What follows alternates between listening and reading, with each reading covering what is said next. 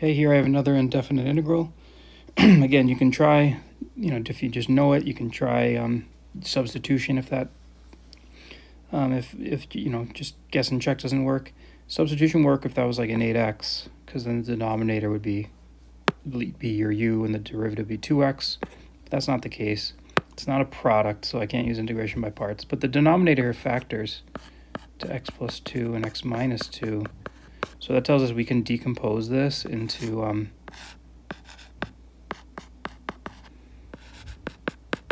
okay, we can like decompose this and write it as an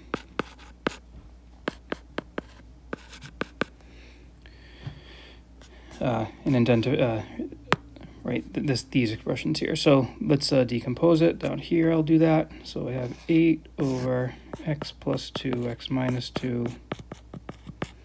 That can be written as a over x plus 2 plus b over x minus 2.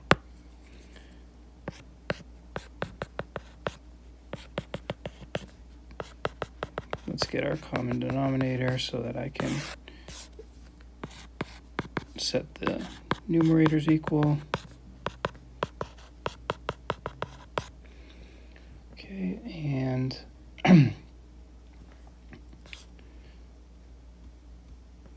all right, so the left side is always an 8. When x equals 2, I get 8 equals, the a term goes away, I get 4b, so that b is equal to 2. And when x is negative 2, I get 8 is equal to, this time the b term goes away, I get negative 4a, so a is equal to negative 2. So if b is 2 and a is negative 2, so this can become, what was that? Sorry, a is negative 2, so this becomes the integral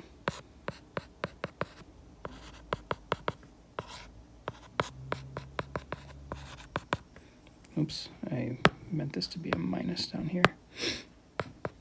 Okay, and so this equals negative 2 natural log of x plus 2 plus 2 natural log of x minus 2 plus c. Now, if you look at your answer choices, I don't quite see, so E looks close, right? But that's not it because it's supposed to have a negative 2 in front of that. And then, it's not, well, it's definitely not A because there's tan inverse. So the other answer choices, in particular C and D, they're making use of a property of logs. Let's just note that. So like what I can do here, let me just remind you, I can rewrite this as, put this first. So I'm just for reasons you'll see in a second, I'm just changing the locations of those. So if I factor out a 2, I get this.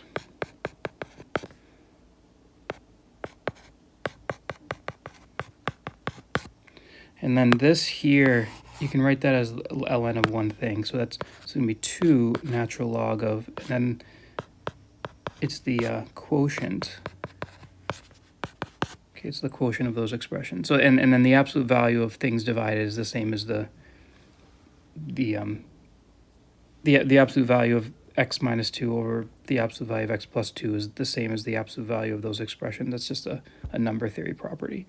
In any case, that now gives us answer choice C.